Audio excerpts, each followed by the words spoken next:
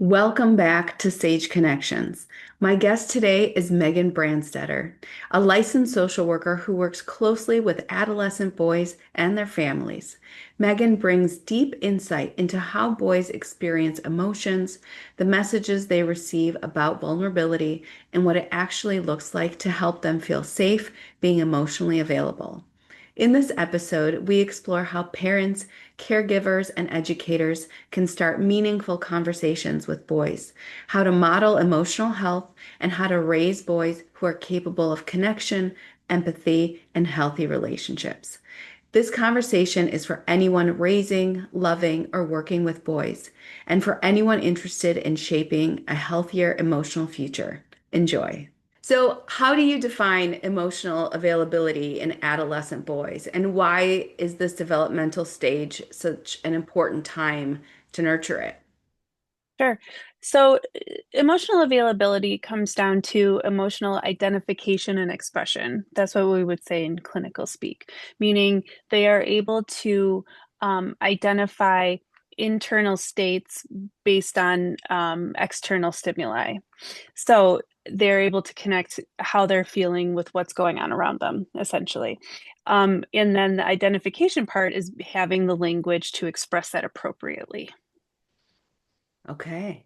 So Mhm. then what societal messages do you think boys are getting right now about their emotions and about how um, you know, how they should kind of function emotionally in society, and how do these messages influence the way that they express or suppress their feelings? Mhm.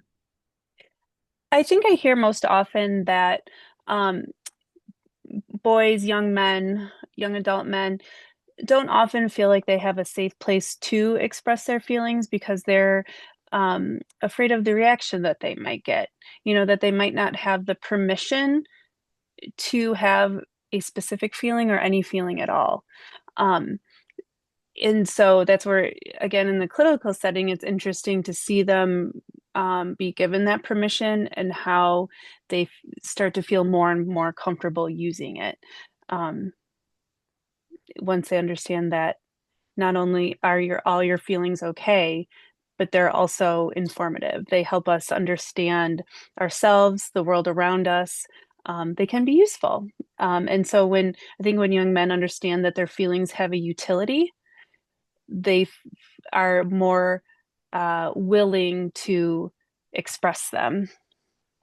That's such a Mm. good point because I feel like culturally and then generationally also there's been such a big I mean it's been sort of the norm to tell boys, it's not okay to cry, have a stiff Right, upper lip, walk it off.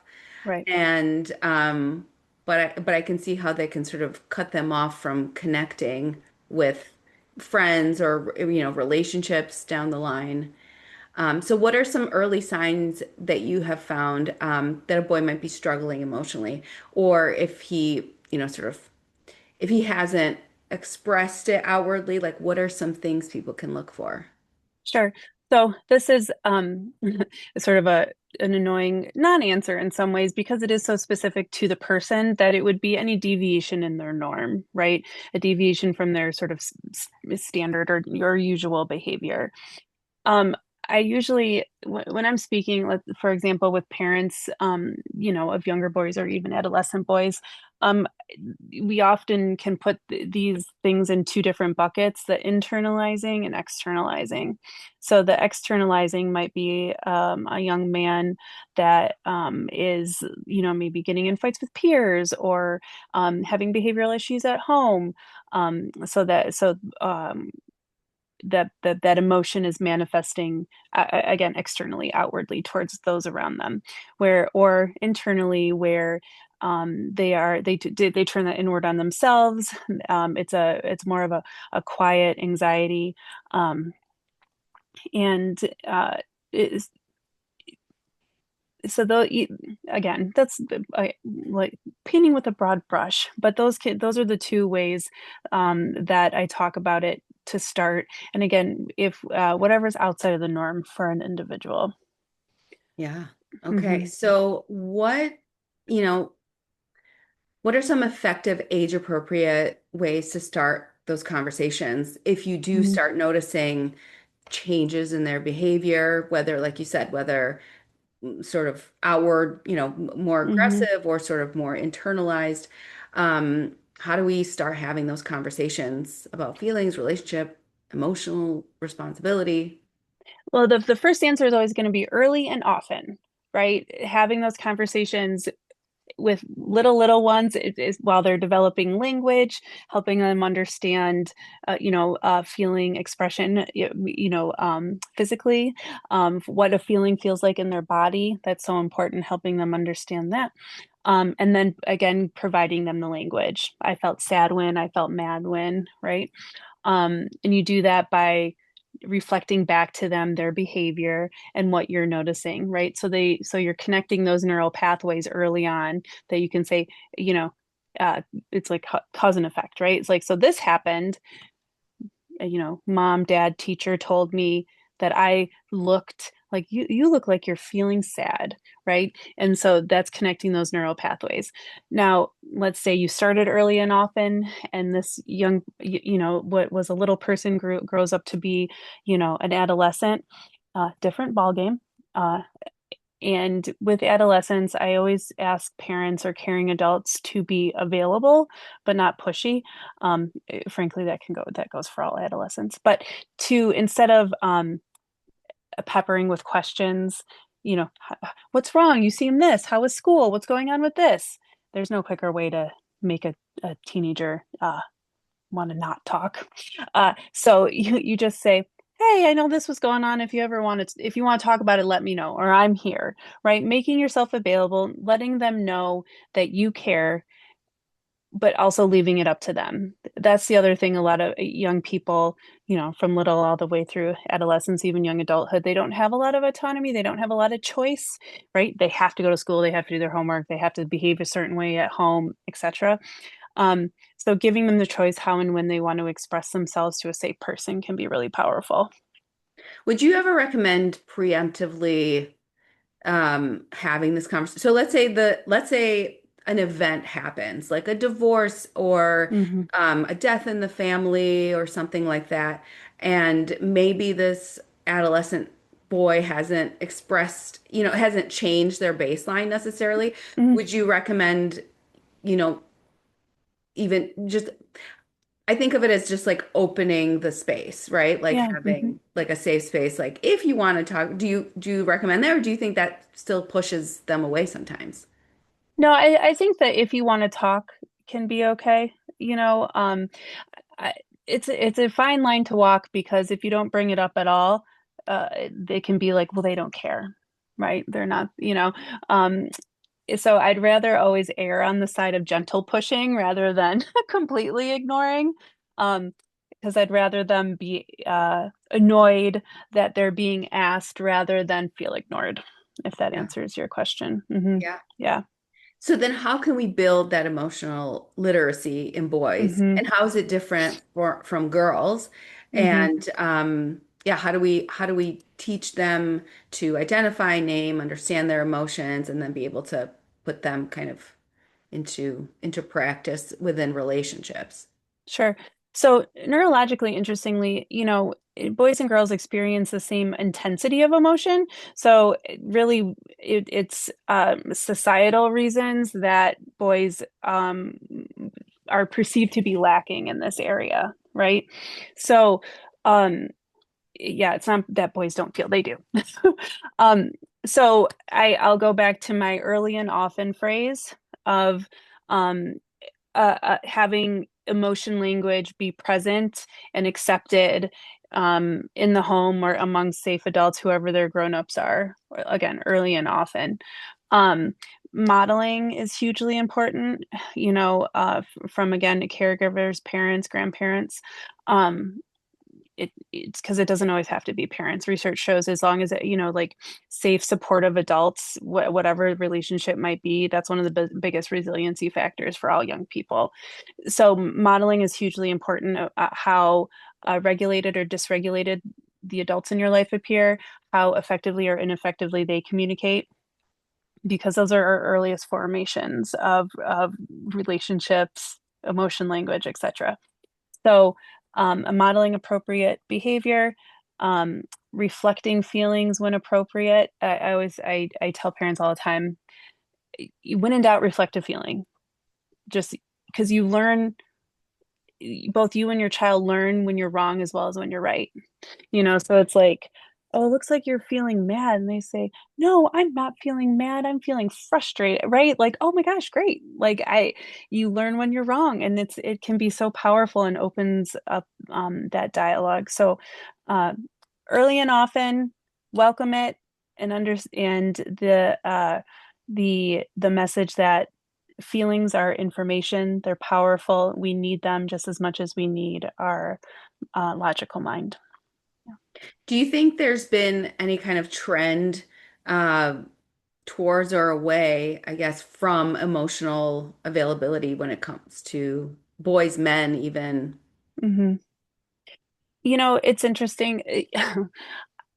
I can see both sides of this coin, and I do in individual patients. Okay. So on one side of the coin, I see an emotional intelligence in like relationships, let's say, that I certainly when I was younger, I don't remember being there.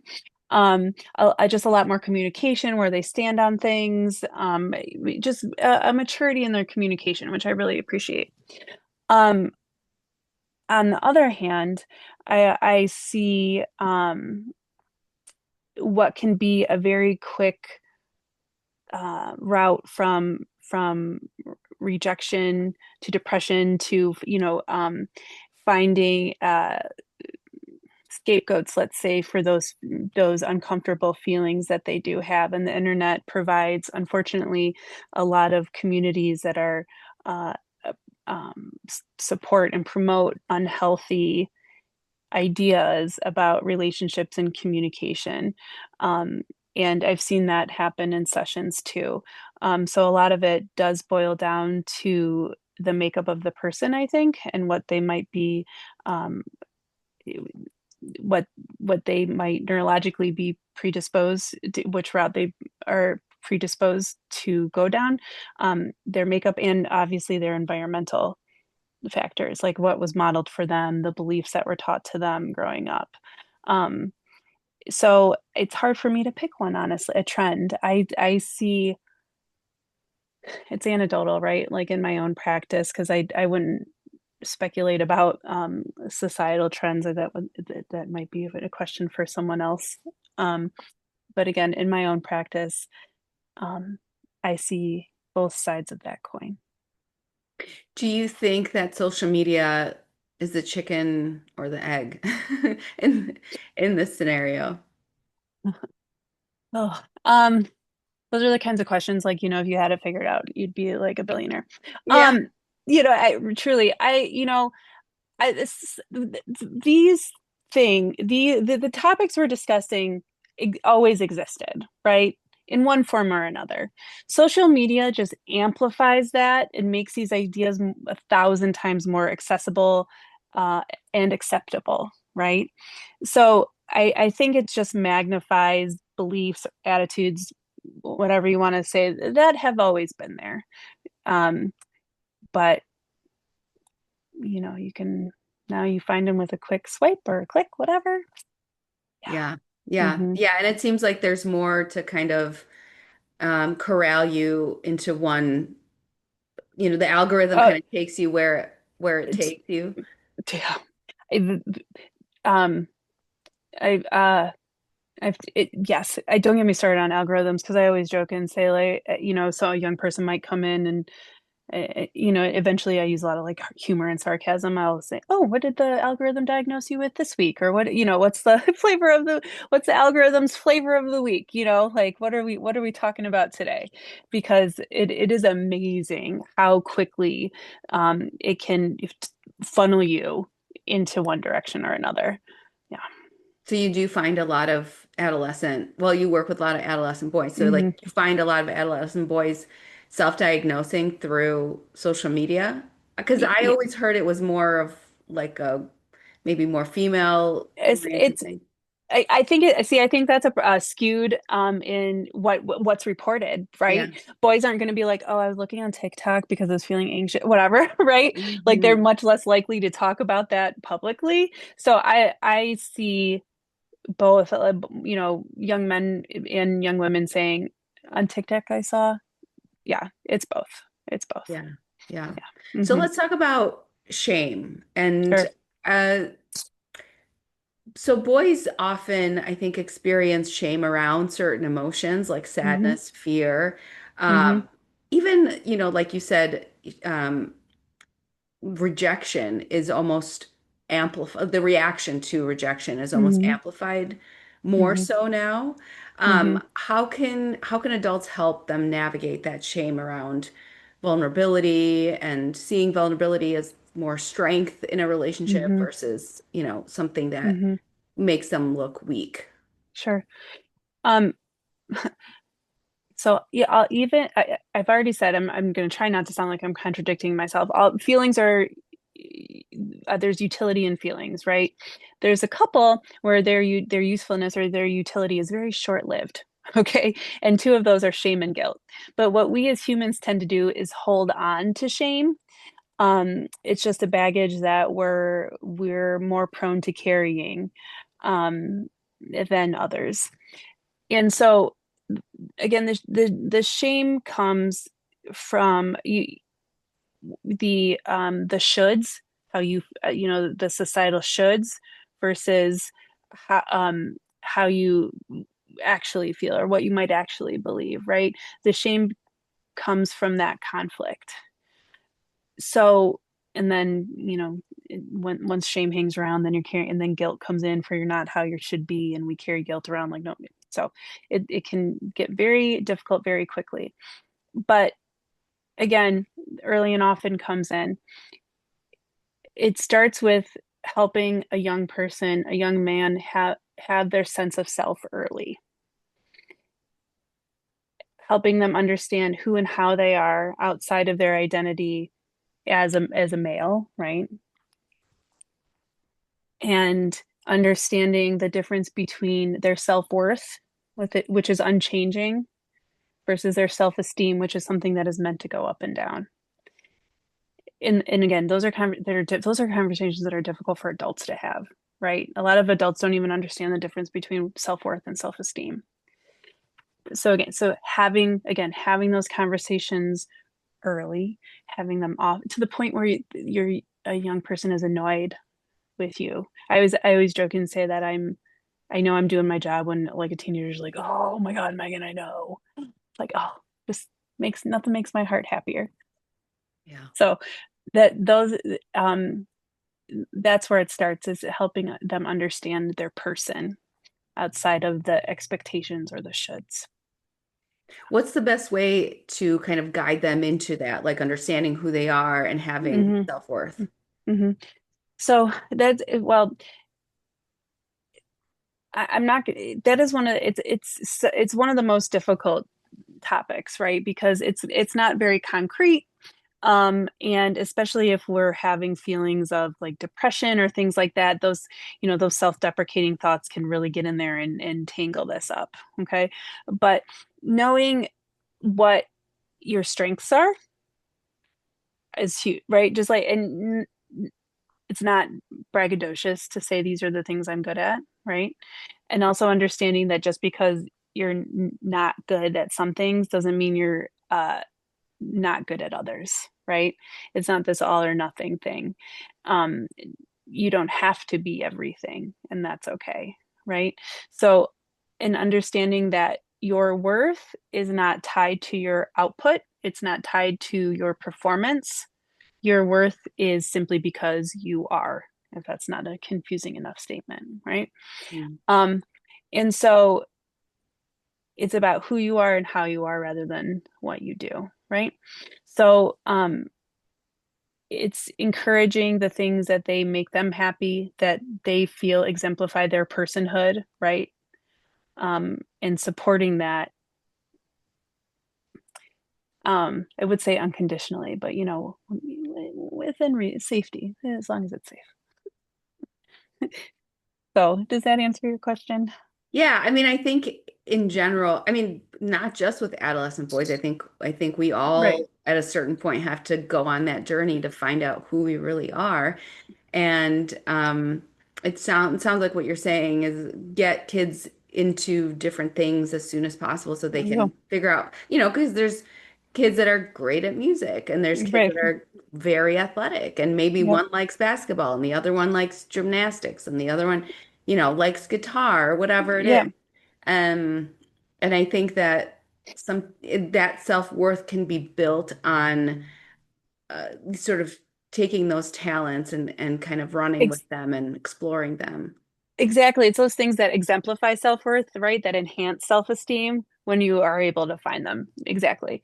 And it- the other thing to like, you're right, it's so important to allow them to explore a broad range of things because again, societally, I think that as much as I don't want to believe this, societally there's like value placed on certain things as better or more acceptable, especially for boys, right?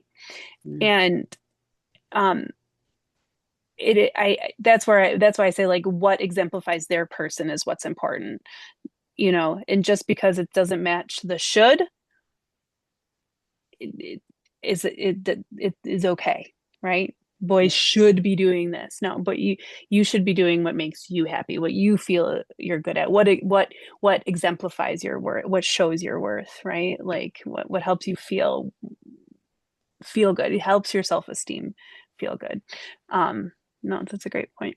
I think that's a good, sort of um, reminder for parents because sometimes whether we're aware of it or not, we have certain things that we like to do or liked to do at their age. Hmm.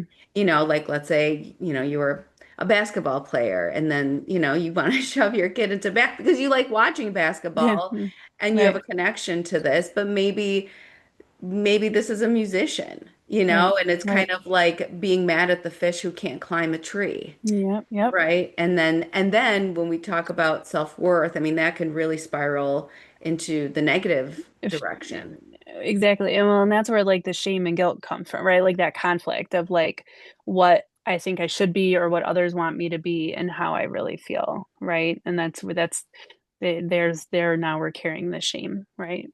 Um, Yeah. and the guilt for not being something they think they need to be. What do you think about the concept of, girls work out problems verbally versus boys work out things physically? I mean, sure, generally, sure, I think we again broad brush that might be true, but I would like I think it's more rare that boys work out things physically rather than maybe not at all. Sure, boys they can get in fights and things like that, but I think a large majority of boys are just like, oh, whatever is fine. They're just so much more willing to, yeah, whatever. Oh, okay, Yeah. and not, yeah, have those conversations. Yeah. So you think that like playing a game of football with their buddies versus talk therapy are like two completely different, but both very beneficial things for that individual. Oh, sure. Look, there's very few things naturally manipulate brain chemistry, right? Physical activity is one of them. Um, and especially, for young men that tend to be, more physical, more proprioceptive, that need that input. Oh, absolutely. Even if it's like going for a walk outside, that can be hugely important. But, bias as a therapist, do I think talk therapy could be helpful? Yeah. Yeah. Yeah. Yeah. So what emotional skills are the most important to teach boys so they can grow into men who are capable of Mm. connection, intimacy, emotional responsibility in their future relationships? Yep. So, um, empathy, right? Empathy is, it doesn't come as naturally to all people, right? Helping others understand, um, uh, the other the emotions of others, whether they're spoken or not, right? Because empathy can be, feeling along with someone without them actually needing to say it. So, and that reflecting feelings and modeling is what helps, encourage empathy. um, Encouraging feeling, again, feeling identification and expression, right? And modeling and teaching appropriate ways to cope with feelings, like, oh, if you have a lot of angry energy, let's go for a run, let's go ride your bike really fast, and finding ways to help them communicate and cope with those feelings in appropriate ways, right? And then um and then not punishing uncomfortable emotion, right? Can I go on a really quick tangent because it's important? Good. I realize I didn't say this. So one thing I think is really important, um, again, from children all the way through to adults, is to not place a value on emotion. So there's not good feelings and bad feelings. And I know this feels like splitting hairs, but all our feelings are useful. It's just some feel comfortable to have and some feel uncomfortable to have, right? But we need to stop thinking about them as bad. And so I think that's especially true for boys, especially if boys are, um, like sadness or, like you said, fear are not acceptable or bad feelings for a young man or a little boy to express, right? So we need to get those, we need to get that good or bad language out of our vocabulary when it comes to emotion. Okay. Um, oh, see, I went off on my tangent and then I lost the original thought. That's okay. Um, Remind me. we were talking about no, Yeah, so I don't. well, no, I don't either, but that honestly is a good, like, because that goes along with the shoulds and things like that, that, like, again, all of our feelings are acceptable. They are all okay as long as they're communicated and coped with in safe and appropriate ways. Yeah. That's the message. Yeah. So when Yeah. we talk about coping, are you Yeah. talking about regulating the nervous system, Yep. essentially? Sure. Yep. Yep. And do you have specific, maybe specific to boys, adolescent, or even younger, Hmm. any specific techniques that you would recommend for caregivers? Oh, absolutely. I fun.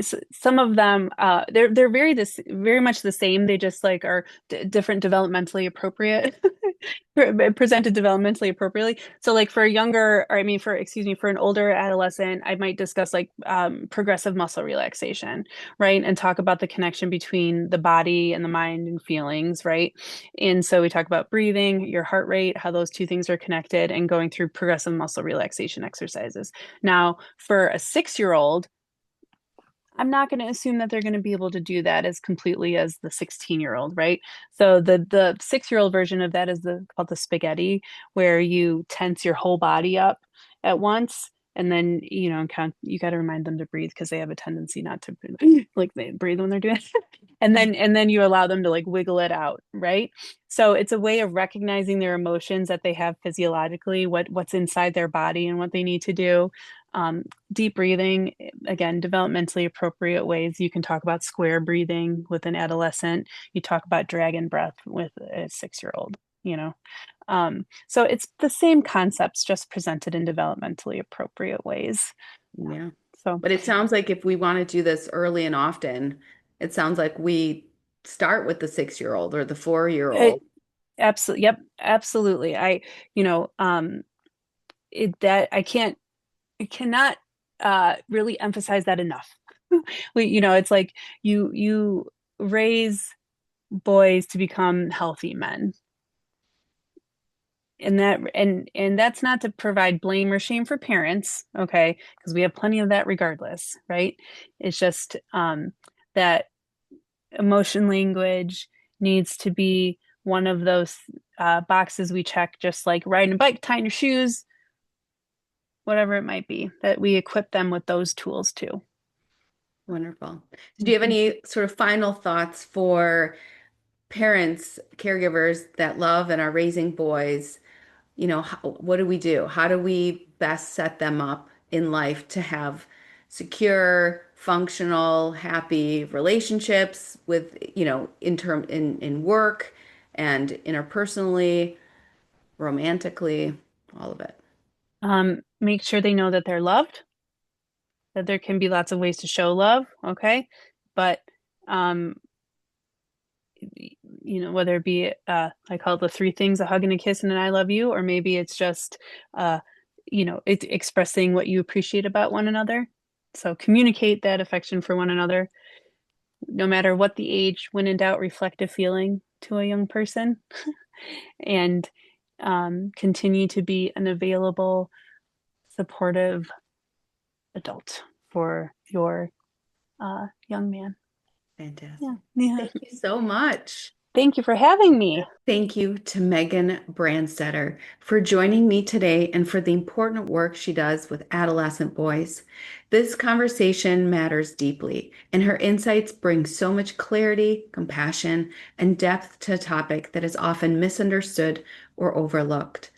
And as always, thank you to everyone for tuning in to Sage Connections. If you enjoyed today's episode, please subscribe, share it with a friend, and leave a review. It truly helps us grow this community. And until next time, take care of your health and your wellness.